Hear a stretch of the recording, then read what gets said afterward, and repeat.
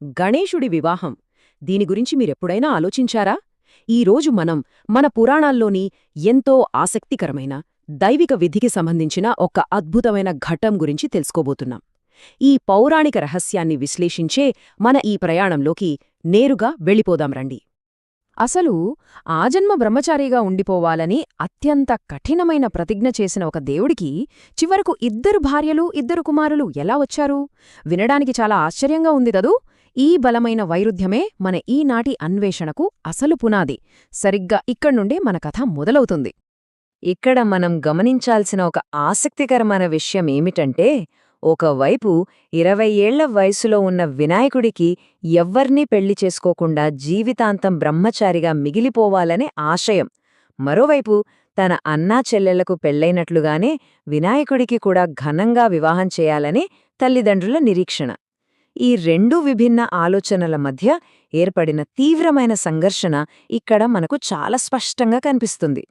కాని పెళ్లి గురించి తల్లిదండ్రులు తెస్తున్న ఒత్తిడి తట్టుకోలేక కొంచెం ప్రశాంతత కోసం గణేశుడు భూమిమీద ఒక దట్టమైన అడవిలోకి వెళ్ళిపోతాడు. అక్కడ ఓం నమో నారాయణ అని జపిస్తూ తనకెదురు కాబోయే ఆ విచిత్రమైన అతిథి గురించి ఏమాత్రం ఊహించకుండా తీవ్రమైన ధ్యానంలో ఉండిపోతాడు. తెలుసా, ఈ సంఘటనే మన కథ తదుపరి మలుపుకు ప్రధాన కారణమవుతుంది. సరిగ్గా ఇక్కడేనండి కథ ఒక ఊహించని మలుపు తిరుగుతుంది.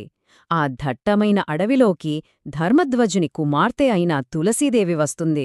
ఆమె వినాయకుణ్ణి చూసిన వెంటనే ఎంతగానో ప్రేమలో పడిపోతుంది. ఇక ఏమాత్రం సంకోచించకుండా తన చేతి గాజులతో పెద్ద పెద్దగా శబ్దాలు చేస్తూ అతని ధ్యానానికి భంగం కలిగించడమే కాకుండా తనను పెళ్లి చేసుకోమని ఏకంగా ధైర్యంగా ప్రతిపాదిస్తుంది. ఇక్కడే ఒక నాటకీయ పరిణామం చోటు చేసుకుంటుంది. గణేశుడు ఆమె ప్రేమను చాలా సున్నితంగా కాని అత్యంత దృఢంగా తిరస్కరిస్తాడు.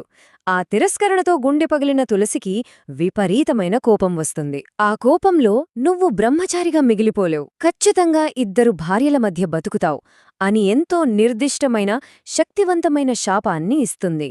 ఈ కథలో కొంచెం హాస్యాన్ని జోడిస్తూ చూస్తే దీనివల్ల గణేశుడు ఎంత ఆశ్చర్యానికి గురయ్యాడో మనకు అర్థమవుతుంది. తన వాహనమైన మూషికంతో మాట్లాడుతూ, "అసలొకరు వస్తారు, నా ధ్యానం చెడగొడతారు, వారే పెళ్లి చేసుకోమంటారు, వద్దంటే మళ్ళీ వారే శపించి వెళతారు, ఈ ఆడవాళ్లని అర్థం చేసుకోవడం నిజంగా అసాధ్యం మూషికా" అంటూ గణేశుడు ఆవేదన చెందడం మనకిక్కడ చాలా ఆసక్తికరంగా అనిపిస్తుంది. అలా కొన్ని సంవత్సరాలు గడిచిపోతాయి. క్రమంగా ఒంటరితలం ఆవరిస్తుంది. కొత్తగా పెళ్లైన దేవతలు కైలాసానికి రావడం చూస్తూ గణేశుడికి కూడా వివాహం చేసుకోవాలనే కోరిక కలుగుతుంది. కాని దురదృష్టవశాత్తు తనకున్న ఏనుగ ముఖం వల్ల ఏ అమ్మాయి ముందుకురాదు. తనంతట తానుగా బ్రహ్మచారిగా ఉండాలనుకున్న స్థాయి నుండి ఇప్పుడు ఇతరుల చేత తిరస్కరణకు గురవుతున్నానని ఫీలయ్యే దేవుడిగా గణేశుడి మనస్తత్వం ఎలా మారిందో ఇది అద్భుతంగా వివరిస్తుంది. ఇక తనను ఎవరూ పెళ్లి చేసుకోవటం లేదనే బాధ క్రమంగా ఒక కొంటె తిరుగుబాటుగా మారుతుంది. దేవలోకంలో ఎవరి పెళ్లి జరిగినా సరే వారి వివాహాలను చెడగొట్టాలని గణేశుడు, మూషికం కలిసి ఒక మాస్టర్ ప్లాన్ వేస్తారు. చూస్తుండగానే పెళ్లి మండపాలలో గుంతలు తవ్వి ఆ కళ్యాణ మండపాలను కూల్చేయడం మొదలుపెడతారు. దీని ఫలితంగా దేవలోకంలో ఏ స్థాయిలో గందరగోళం మొదలవుతుందో మీరే ఊహించండి.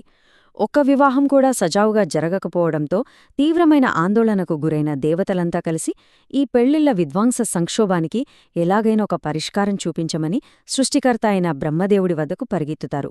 దేవతల గోడు విన్న బ్రహ్మదేవుడు గణేశుడి చిలిపి పనులకు ఒకపక్క నవ్వుకుంటూనే తన తపోశక్తితో ఎంతో అందమైన 2 కన్యలను సృష్టిస్తాడు.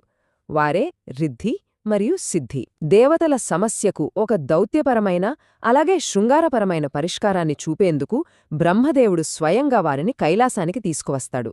ఆశ్చర్యమేమిటంటే మొదటి చూపులోనే రిద్ధి, సిద్ధిల అందానికి గణేశుడు ముగ్ధుడవుతాడు. వారు కూడా తనను చూసి ప్రేమలో పడటం గమనించి తల్లి పార్వతీదేవి సంతోషం కోసం వివాహానికి అంగీకరిస్తాడు. కాని అంత తేలిగ్గా ఒప్పేసుకుంటాడా? తన మేధస్సు ఊరుకోదు కదా. అందుకే తన ఆజన్మ బ్రహ్మచర్య దీక్షను వదులుకునే ముందు వారికోసం ఒక కఠినమైన తాత్విక షరతును ముందుంచుతాడు. ఇప్పుడు మనం ఆ అద్భుతమైన తాత్విక పజిలేంటో చూద్దాం. రిద్ధి, సిద్ధిలు గణేశుడికి భార్యలుగా తమ అర్హతను నిరూపించుకోవడానికి 5 కఠినమైన ప్రశ్నలకు ఒకే ఒక పదాన్ని సమాధానంగా చెప్పాలి. పరబ్రహ్మం కన్నా గొప్పది ఏది? పాపం కన్నా చెడ్డది ఏది? పేదవాడి దగ్గర ఏముంటుంది? భగవంతుడికి సేవ చేయడం కంటే గొప్ప భాగ్యమేముంటుంది? భగవంతుడు భక్తుడి నుండి ఏమాశిస్తాడు? ఇలాంటి అత్యంత క్లిష్టమైన 5 ప్రశ్నలకు వారు కేవలం ఒకే ఒక్క మాటలో జవాబు చెప్పాలి.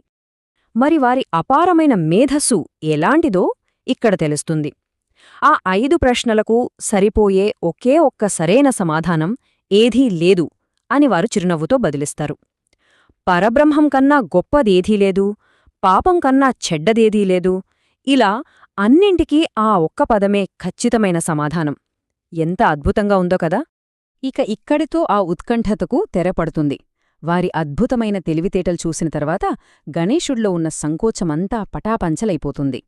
రిద్ధి సిద్ధిలను కేవలం అందమైన కన్యలుగానే కాకుండా తనకు సరిసమానమైన ఆధ్యాత్మిక మేధావులుగా గుర్తించి వారి పట్ల ఎంతో గౌరవంతో వివాహానికి పూర్తిగా అంగీకరిస్తాడు. అలా తులసి ఇచ్చిన ఆ శాపం ఇప్పుడు ఒక గొప్ప వరంగా మారుతుంది. దేవలోకమంతా ఎంతో సంతోషించేలా కన్నుల పండువుగా ఆ దైవిక వివాహం జరుగుతుంది. తమ కుమారుడి పెళ్లి చూసి గర్వంతో శివపార్వతులు ఆనందంతో నాట్యం చేస్తారు. ఇక తమ వివాహాలకు ఎలాంటి ఆటంకం ఉండదని దేవతలందరూ ఎంతగానో ప్రశాంతంగా ఊపిరి పీల్చుకుంటారు. మనం ఇక్కడ నిజంగా గమనించాల్సిన ఒక అత్యంత కీలకమైన అంశమేమిటంటే ఈ సంపూర్ణ కుటుంబ నిర్మాణం. గణేశుడు భార్యలు రిద్ధి సిద్ధి, కుమారులు శుభ్ లాభ్.